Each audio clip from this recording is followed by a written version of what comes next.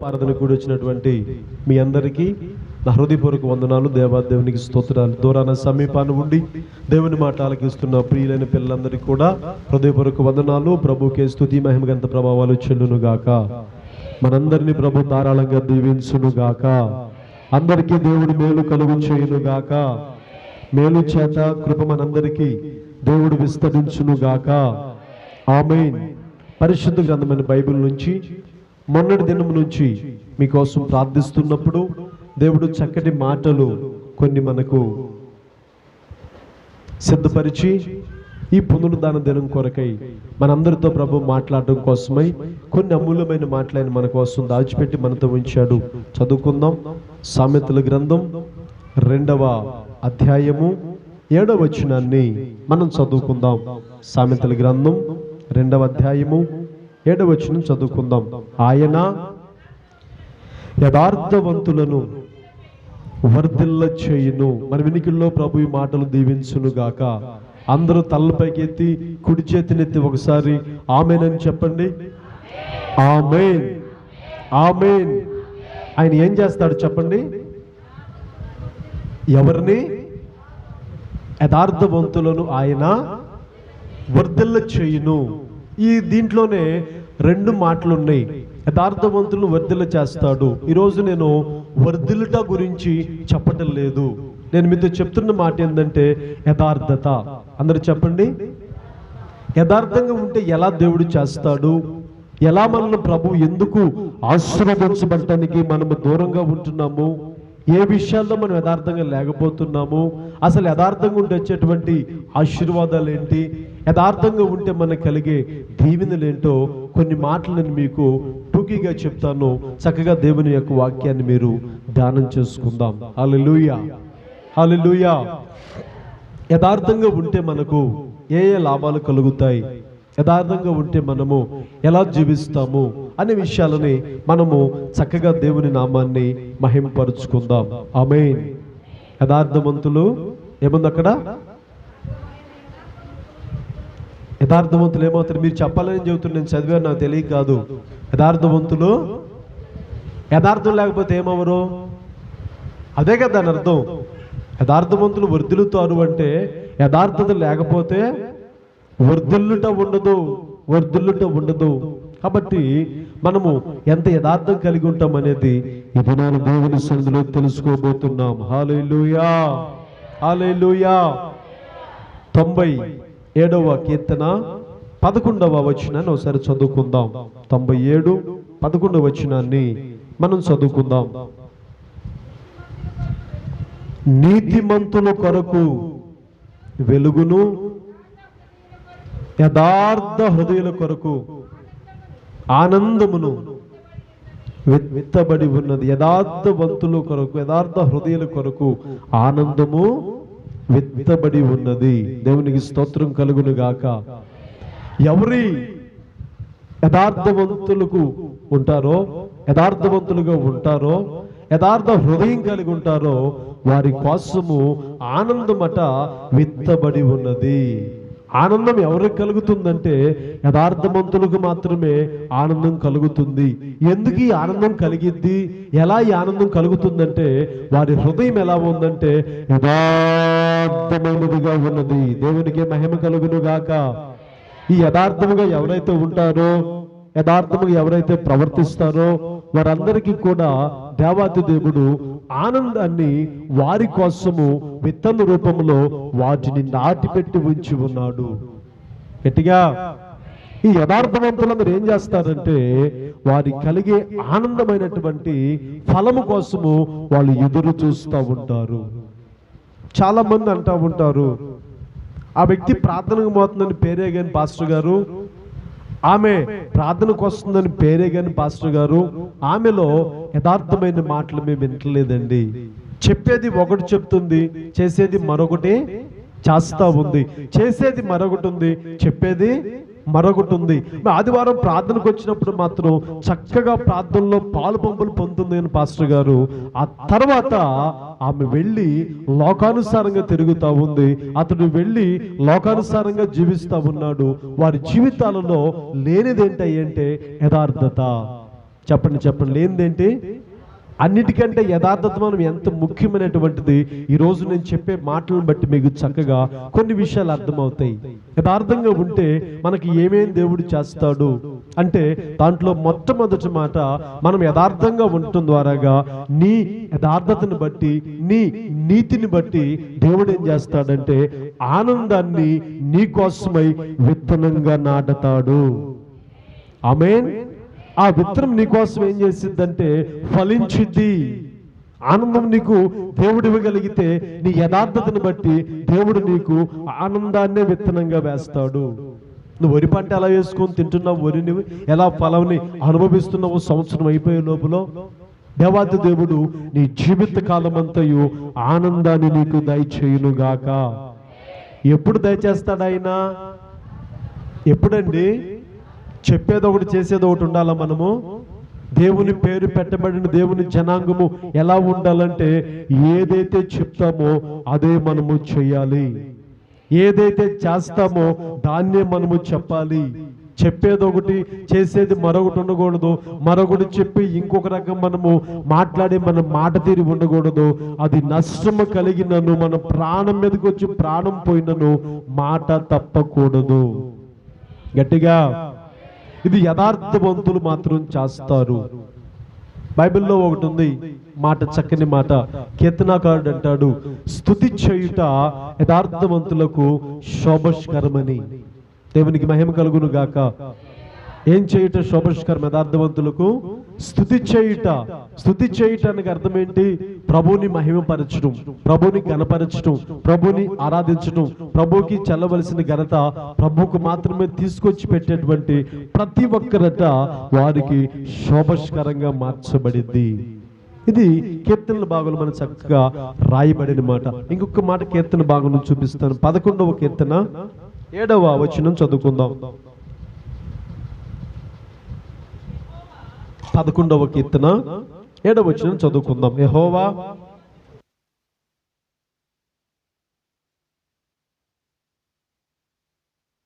ఎవరంటే ఆయన ముఖదర్శనం చేసేది ఎవరు? చెప్పండి మీరు. ఎవరండి? యథార్థవంతులు ఏం చేస్తారంట? ఆయన ముఖదర్శనాన్ని చేస్తారు. ఆయన ముఖదర్శనం చేయటం లేదు అంటే కారణం ఏంటి? వీళ్ళు ఏం కోల్పోయినట్టు? వీళ్ళు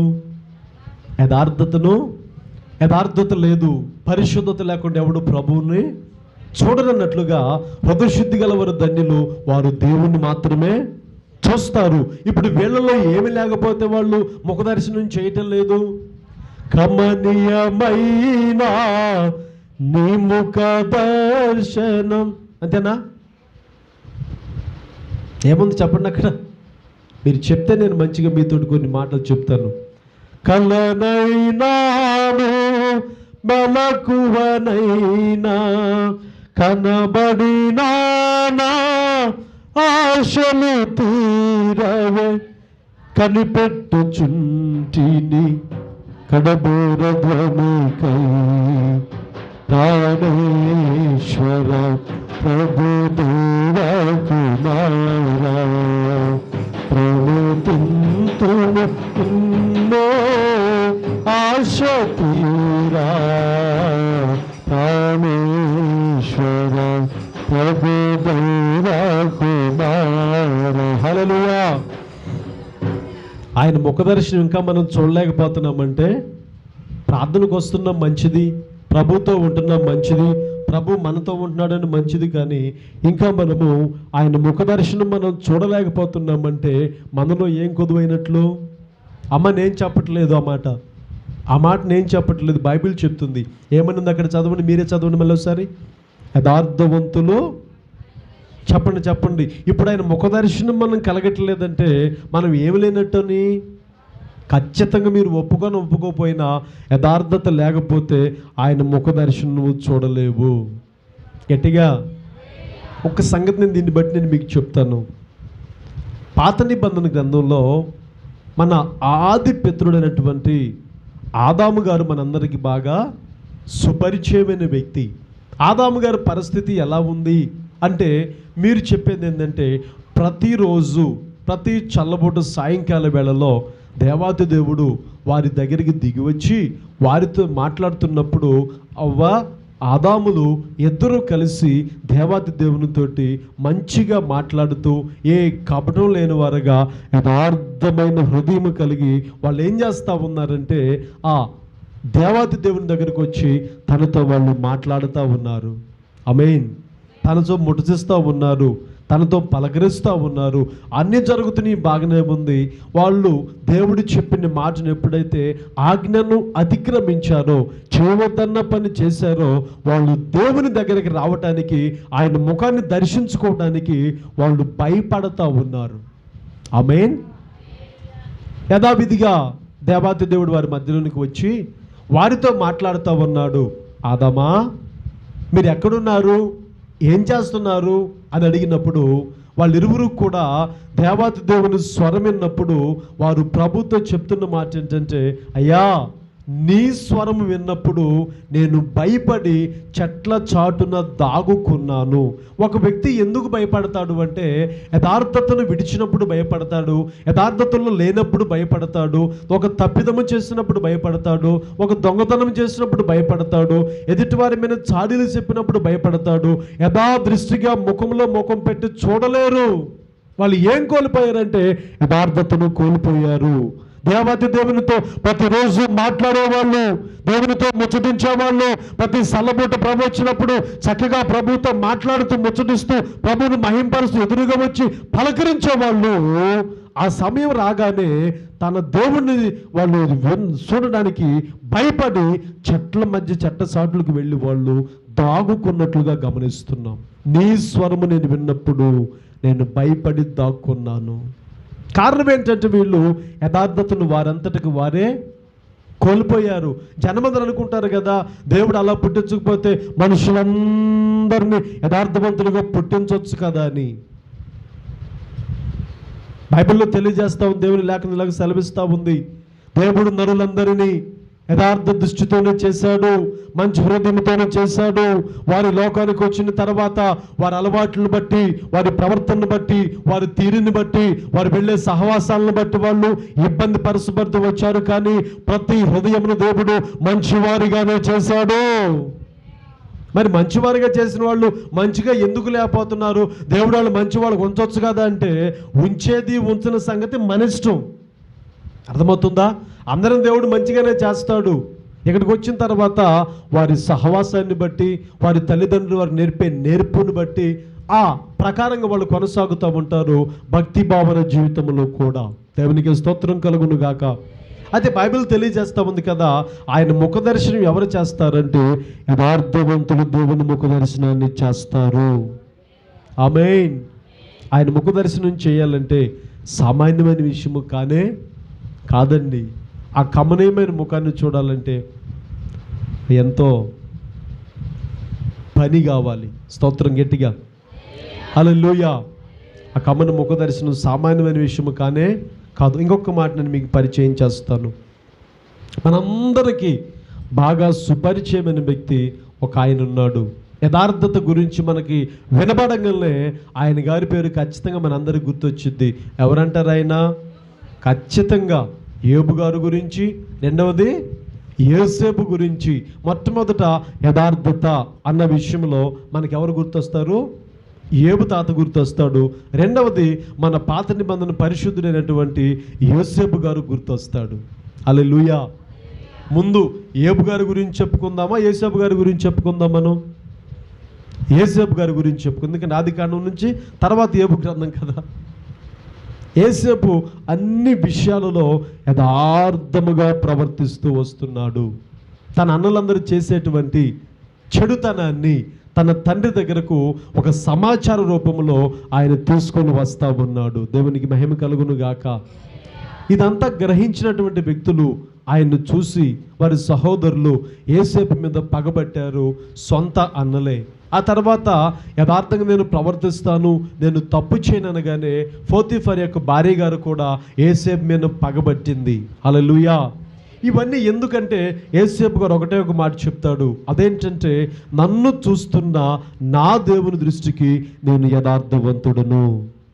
గట్టిగా, మనుషులను చూడకపోవచ్చు, మనుషులు నన్ను గమనించకపోవచ్చు.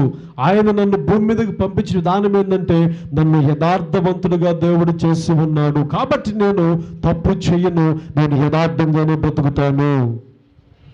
యథార్థంగా బతుకుతావు యేసప్పా? సరే నీ పని చెప్తే ఆమెం చేసిందంటే తమ బట్టలు ఆమె చింపుకుంది కావాలని. నువ్వు తీసుకొచ్చిన యేసేపు నన్ను ఇలా చేశాడు, ఇదిగో చూడండి అని చెప్పి వారి భర్త గారు రాగానే యేసేపు మీద లేనిపోయిన 4 మాటలు అబద్ధం తన మీద వేసింది, అబద్ధపు మాటలు యేసేపు గారి మీద చెప్పింది. అయినా కానీ యేసేపు గారు మౌనంగానే ఉన్నాడు. యేసేపు నువ్వు చేయలేదు కాబట్టి నువ్వు సమాధానం చెప్పొచ్చు కదా. నేను సమాధానం చెప్పే సమయం ఉంది. హల్లెలూయా. ఆ దేవుడు దానికి సమాధానం చెప్తాడు. ఎందుకంటే నేను యథార్థవంతుడను, నేను ఏ తప్పు చేయలేదని చెప్పినప్పుడు యేసేపుకి కాలక్రమేణా జైల్లో వేశారు. ఒక సమయం రాని వచ్చింది, దేశ ప్రజలందరూ ఒక ప్రభువుగా యేసేపును కొలుచంత వ్యక్తిగా యేసేపు తెచ్చబడ్డాడంటే యేసేపు యొక్క యథార్థత. గట్టిగా ఎవరు చూస్తున్నారులేండి? లంచాలు తీసుకుంటే ఎవరు చూస్తున్నారులేండి? అబద్ధం ఆడితే ఎవరు వింటున్నారులేండి? దొంగతనం చేస్తే ఎవరు చూస్తున్నారులేండి? వ్యభిచారం చేస్తే ఎవరు చూస్తున్నారులేండి? మా పాస్టర్ గారు ఎవరు చూస్తున్నారా ఏంటి? మా విశ్వాసులు తోటి వాళ్ళు ఎవరు చూస్తున్నారా ఏంటి? లేకపోతే నన్ను ఎవరు మా సంఘ పెద్దలు ఎవరు చూస్తున్నారా ఏంటి అని చెప్పి మనము మన ఇష్టానుసారంగా ఒకవేళ చేసి జీవిస్తే ఆకాశము నుంచి నీ యథార్థతను చూసేవాడు ఒక ఆయన ఉన్నాడు.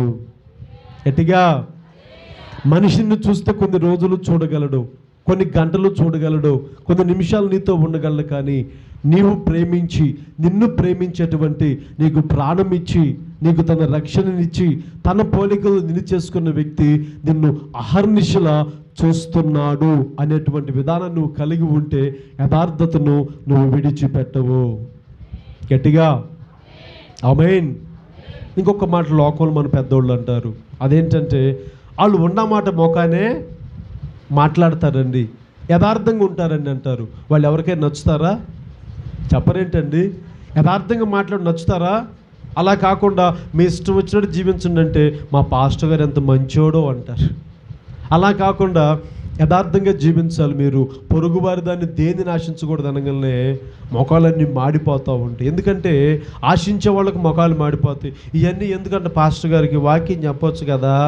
వాక్యం ఏమన్నా అందరూ చెప్పరు, వాక్యం ఇయే చెప్పాలి కదా. మరి వాక్యం అందరూ చెప్పేదే, మరి ఇయే చెప్పాలి, ఇయే కావాలి కదా మనకి. యథార్థంగా బ్రతకమని చెబితేనే మా పాస్టర్ గారు మంచోడు కాదు. అయ్యా అమ్మ మీ ఇష్టం వచ్చినట్టు జీవించమంటే మా పాస్టర్ గారు ఎంత మంచోడో. అసలు మా పాస్టర్ గారు వంటి పాస్టర్ గారు భూమి మీద ఇంకొక పాస్టర్ గారు లేని అంటారు వీటి. ఆమేన్.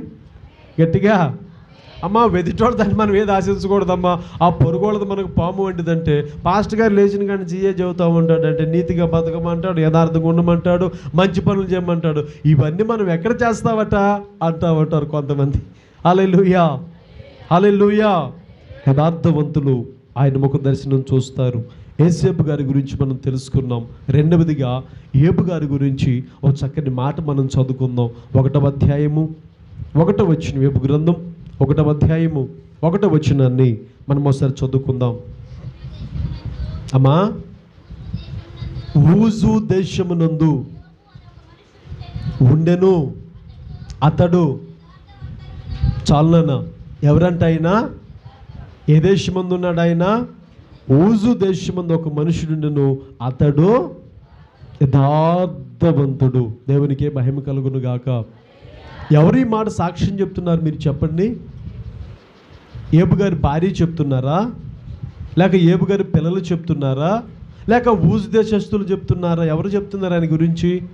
సాక్షాత్తు తన రూపంలో చేసుకున్నటువంటి, తన యొక్క పోలికలో చేసుకున్నటువంటి సాక్షాత్తు దేవాది దేవుడే ఏబు భక్తుడి గురించి సాక్ష్యం చెప్తున్నాడు. అది ఎవరితో చెప్తున్నాడు అంటే సాతానుతో చెప్తున్న మాటలు అవి. హల్లెలూయా. సాతాను అక్కడికి వస్తుంది కొద్దిసేపట్లో.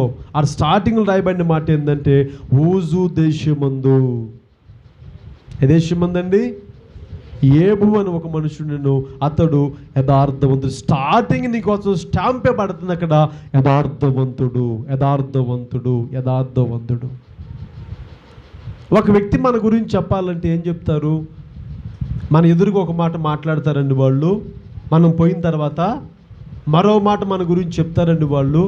మనిషి ముందు మనిషి మాటలు చెప్తారండి, ఎదురుగా ఒక మాట చెప్తారు. మనం వెళ్ళిన తర్వాత మరో పాస్టర్ గారు మొన్న ఒక ఆయన అన్న నాతోటి, మీరు ఆ వ్యక్తి చెప్పే మాటలని నమ్మబాకండి, తెల్లటివన్నీ నీళ్ళు అనుకొని మీరు మోసపోకండి పాస్టర్ గారు, మీ ముందు ఎలా చెప్తారా, మీరు వెళ్ళంగానే ఇంకో మాట చెప్తాడు ఆయన. హల్లెలూయా. ఎందుకు ఈ మాటలు జరుగుతూ ఉన్నాయి, ఇలాగ అవుతూ ఉందంటే, మనిషి ముందు ఒక మాట చెప్తాము, మనిషి తర్వాత ఇది యథార్థవంతులకు ఎంత మంచి పని కానే కాదు. అసలు యథార్థవంతులు అటువంటి మాటలు చెప్పరు. వాళ్ళు ఏం చెప్తారంటే, నష్టము కలిగినను, వాళ్ళు మాట తప్పని వాళ్ళు యథార్థవంతులై ఉన్నారు. ఊజు దేశమందు సాక్షాత్తు దేవదేవుడు సాక్ష్యం చెప్తున్నాడు. ఊజు అను దేశం ఉంది, ఆ దేశంలో యోబు అనే ఒక వ్యక్తి ఉన్నాడు. ఆ దేశంలో ఎంతమంది జనం లేరు మీరు చెప్పండి. ఇప్పుడు మన ఊరుంది, మన జిల్లా ఉంది, మన దేశంలో ఎంతమంది ప్రజలు లేరండి? అందరి గురించి చెప్పబడుతుందా మాటలు? అందరి గురించి వినబడుతున్న ఈ మాటలు అంటే మరి ఎవరి గురించి చెప్పలేదు. కానీ ఊజు దేశం మొత్తటి మీద దేవాది దేవుడు తేరి చూస్తే ఆ దేశమంతటి మీద ఒకే ఒక్క వ్యక్తి ఉన్నాడు, ఆయన గారే యోబు గారు. ఈ యోబు గారి గురించి చెప్పబడిన మాట, యోబు అని ఒక వ్యక్తి ఉన్నాడు, ఆయన యథార్థవంతుడు. ఆమేన్. సాక్షాత్తు దేవుడు చెప్తున్నాడు, నీ గురించి నీ ఇంట్లో నీ భార్య చెప్పదు మా భర్త గారు యథార్థవంతుడని. నీ భార్య గురించి మీ భర్త గారు చెప్పడు, నా భార్య మాట్లాడిందంటే ఆ మాట నిజాయితీగా ఉంటుంది, యథార్థమైందని చెప్పి మన ఇంట్లోనే మనకు సాక్ష్యం లేదు. నీ పిల్లలు నీ గురించి సాక్ష్యం చెప్పరు. మా తల్లిదండ్రులు చెప్పేది ఒకటి పాస్టర్ గారు, చేసేది మరొకటి అని చెప్పి మన పిల్లలే మన గురించి సాక్ష్యం చెప్పరు. సాక్షాత్తు దేవాది దేవుడు చెప్తున్నాడు, భూమి మీద ఉన్న వారందరిలో యోబు వంటి యథార్థవంతుడు మరొకడు లేనే లేడు, యోబు వంటి నీతిమంతుడు ఒకడు లేరు. హల్లెలూయా. ఎంత యథార్థంగా ఉంటే దేవుని దగ్గర నుంచి ఒక స్టాంప్తో కూడిన మాటలు అక్కడ పడతావని చెప్పండి మీరు. ఆస్తి అంతా పోయింది, అంతస్తులన్నీ పోయాయి, పేరంతా పోయింది, తనకున్నటువంటి ఆస్తి అంతా నష్టమవుతా ఉంది, ఆ మందలన్నీ కూడా గొర్రె మందులు ఆవు మందులన్నీ కూడా తీసుకెళ్తా ఉన్నారు. అయినా కానీ యోబు గారు యథార్థతను ఏ విషయంలో కూడా విడిచిపెట్టలేదు. తన భార్య గారు వచ్చి కట్టుకున్న భార్య అంటది కదా, ఏమండి యోబు గారు, ఇంకా స్తుతి స్తోత్రం యథార్థం యథార్థం యథార్థం యథార్థం అంటావు, ఇంకా ఎంతకాలం యథార్థం అండి? ఎంతకాలం యథార్థంగా మనం జీవిస్తాము? ఇంకా దేవుడు దేవుడు అని చెప్పి అంటా ఉంటావు, యథార్థను పట్టుకుని విడిచిపెట్టవు. ఒక్కసారి దేవుని దూషించి రెండవది నీవు చావరాదా అంటది. ఒకటి దూషించమంటుంది దేవుణ్ణి, రెండవది చావరాదా అంటుంది. కానీ ఆయన మాత్రం అంత ఇబ్బందులు పడిన పరిస్థితుల్లో ఆస్తి నష్టమైంది, అంతస్తులు పోయాయి, పేరు పోయింది, తనకున్న సమస్తం పోయింది, తను కట్టుకున్నటువంటి భార్య వచ్చి దూషిస్తూ ఉంది, కడుపును పుట్టిన బిడ్డలకు కూడా ఆయన చూసి చూడకుండా ఉండలేని పరిస్థితి, తన పిల్లలను కూడా చూసుకోలేని స్థితిలో ఉన్నాడు. అన్ని సమస్తం పోయినాయి, ఒళ్ళంతా గజ్జొచ్చింది, ఇబ్బంది పడతా ఉన్నాడు, బోడె తెచ్చుకొని పుండ్లకు రాసుకుంటా ఉన్నాడు. అట్టి స్థితిలో కూడా యోబు గారు ఎంత మాత్రమో తన యథార్థతను విడిచిపెట్టిన వాడు కాదు.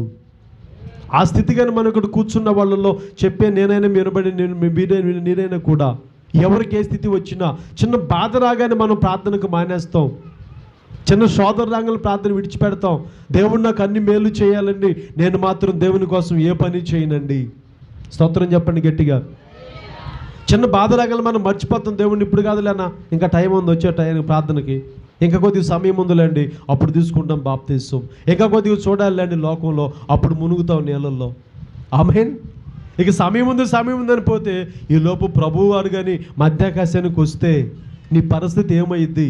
నిత్య నరకాగ్ని ఖచ్చితంగా వెళ్ళి చేరే వాళ్ళలో నువ్వే ఫస్ట్ ఉంటావు. స్తోత్రం చెప్పండి గట్టిగా. ఇంకా సమయం ఉందిలే ప్రభు, దావీదు తప్పు చేసి దావీదు పాపం చేసినప్పుడు దావీదుని యేసయ్య దేవాన్ని క్షమించంటే దావీదు పాపాలు క్షమించలా అంటున్నాడు మొన్న ఒకడు. అదనమాట సంగతి. దావీదు పాపం దావీదు చేశాడు కదండి, దావీదు పాపం చేసిన దావీదు పొద్దాగలు తప్పు చేశాడా? ఒకసారి చేశాడా? చెప్పలేదండి మీరు అందరు నాకు. ఇక పొద్దాగ చేసి నేను చేస్తా ఉంటా దావీదుని గడిగినట్టు నన్ను గడిగాయా, నన్ను ఏంది నేను దిద్దేది? సావుకు సిద్ధంగా ఉన్నావు నువ్వు. ఒకడు పాట పాడతాడు, నన్ను దిద్దుమో చిన్న పాయము సన్నుతుండగు నాయనా. ఎంత వయసు ఇడిది? 80 సంవత్సరాలు. ఇటు చిన్న ప్రాయం అంటే ఇంకా ఊరు పొమ్మంటుంది, కాడు రమ్మంటుంది, పొళ్ళన్నీ ఊడిపోయినాయి, మూడో కాలు వచ్చింది, కర్ర చేతిలో పట్టుకొని ఈ వ్యక్తి పాడతాడు, నన్ను దిద్దుమో చిన్న ప్రాయము. ఏ ప్రాయం నీది? చిన్న ప్రాయం కాదురా పనికి మాలోడా. ఏ ప్రాయం నీది? ఏ ప్రాయం నీది? మరణ ప్రాయము. ఊరు పొమ్మంటుంది, కాడు రమ్మంటుంది, ఇంకా ఇప్పుడు కాదు బాప్తిసం, మళ్ళీ తీసుకుంటాలే అయ్యా, ఇంకా ముందుకు జనవరికి తీసుకుంటావు. ఈ లోపల నీ ప్రాణం పోతే ఎక్కడికి వెళ్ళి చేరతావు నువ్వు? ఇంకా చిన్న ప్రాయమేనా? బ్రతికిన బతుకులో యథార్థమైన బతుకు దేవుని కోసం ఏ రోజైనా బతికావా? యథార్థంగా ప్రవర్తిస్తే, యథార్థంగా బ్రతికితే దేవుడు నిన్ను ఆయన ముఖదర్శనం చేత నిన్ను తృప్తిపరుస్తాడు. హల్లెలూయా. యోబు గారు ఒక నిరీక్షణ కలిగి ఉన్నాడు. యోబు గారు ఒక ఆలోచన కలిగి ఉన్నాడు. నా దేహం ఇలా చీకిపోయినా పర్వాలేదు, ఇలా గజ్జితో నేను గీక్కుంటున్నా పర్వాలేదు, ఇలా బోడిద పోసుకొని మంట పుట్టినా పర్వాలేదు, కానీ ఒక రోజున ఒక సమయంలో నా దేవుని నేను మరలా చూస్తాను, నా విమోచకుడు గట్టిగా సజీవుడై ఉన్నాడు. ఆ సజీవుడు నేను మరలా చూస్తాను. ఏంటి యోబు గారు నీకు ఇంత నిరీక్షణ ఏంటంటే, నేను యథార్థవంతుడును, ఆయన కూడా యథార్థవంతుడై ఉన్నాడు. ఆయన యథార్థవంతుడు కాబట్టి ఆయన్ని పోలిన వ్యక్తిని నేను కూడా యథార్థంగా ఉన్నాను. ఒక సమయం నా కోసం దాచిపెట్టబడి ఉంది, ఆ సమయం వస్తుంది, మరి తిరిగి నా దేవుడిని నా కళ్ళతో చూస్తాను. భార్య వచ్చింది చెప్తుంది, ప్రార్థన ప్రార్థన ప్రార్థన దేవుడు అంటావు ఏంటండి, ఒకసారి దూషించి చావచ్చు కదా, ఈ బాధ ఎక్కడ పడతారు యోబు గారు మీరని చెప్పి తన భార్య మాట్లాడినప్పుడు యోబు తనతో చక్కటి మాట అంటాడమ్మా, దేవుడి వల్ల మనము మేలే పొందుతామా? ఒకవేళ మనం పరీక్షించదలుచుకుని ప్రభువులా చేస్తే ఆ పరీక్ష మనం పొందద అర్హులం కాదని చెప్పి మాట్లాడుతూ ఉంటాడు. హల్లెలూయా. మనకు చిన్న బాధ రాగాలు మానుకుంటాం చర్చిలు మనం. మరి యోబు గారి వల్లే పాటలైతే పాడతాం, అన్నీ కోల్పోయిన ఆ ఏబులా, ఏబులాగండి. మన ఊర్లో బీడీలు దాగా ఏబు, మందు దాగి ఈ ఏబులా కాదు మనం ఉండాల్సింది.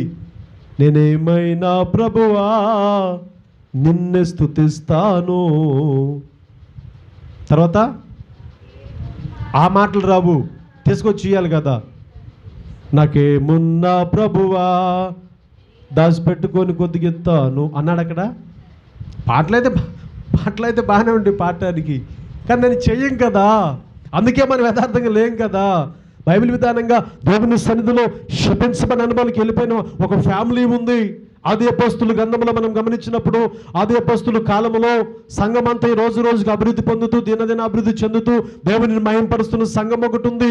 ఆ సంఘంలో అందరూ ఏం చేశారంటే వారి చరచరాస్తులమ్మి తీసుకొచ్చి దేవుని అయిన సేవకులైన అపోస్తుల పాదముల చెంత వారి చరచరాస్తులు తీసుకొచ్చి పెడతా ఉన్నారు. ఒకళ్ళు ఎక్కువ లేదు, ఒకళ్ళ సంఘంలో తక్కువ లేదు, వీఆర్ వన్, మనందరం కూడా ఒకటే, మనందరం సమానులమని చెప్పే భావంతోటి వాళ్ళు ఏం చేస్తూ ఉన్నారంటే వారు కలిగినటువంటి ఆస్తులన్నీ తీసుకొచ్చి అపోస్తుల పాదాల చెంత పెడుతున్నారు. ఈ అపోస్తులు ఏం చేస్తున్నారంటే అందరికి సమానంగా వాటిని పంచిస్తూ ఉన్నారు. ఒకరి వంతు రానే వచ్చింది. ఎవరు వారు? అననీయ సప్ఫీరా అను వారు ఇద్దరు భార్య భర్తలు ఏకమై పొలమమ్మిరి అని బైబిల్లో ఉంటుంది. వాళ్ళిద్దరు చెప్పుకున్నారు. ఏకమై అంటే భార్య భర్త ఎలా ఏకమాత్రం, అలాగే వాళ్ళ మనసులు కూడా కలిసిపోయాయి. దేనికంటే దేవుని ఆత్మను దుఃఖపరచడానికి, దేనికంటే దేవుని సేవకులకి అబద్ధం చెప్పడానికి, దేనికంటే యథార్థతను కోల్పోవటానికి వారిరువురు మనసులు ఏకమై వారు పొలమమ్మిరి. పొలం ఏం చేశారంటే ₹1,00,000 వచ్చింది అనుకుందాం. పొలం అమ్మితే వాళ్ళకి ఎంతండి?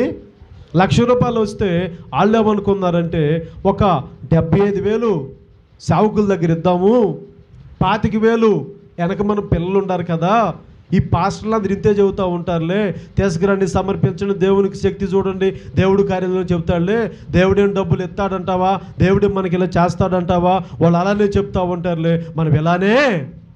ఆ రోజు కాదు, ఈ రోజు లేరు అటువంటి భక్తులు, పుణ్యాత్ములు, మహానుభావులు లేరు ఈ రోజుల్లో.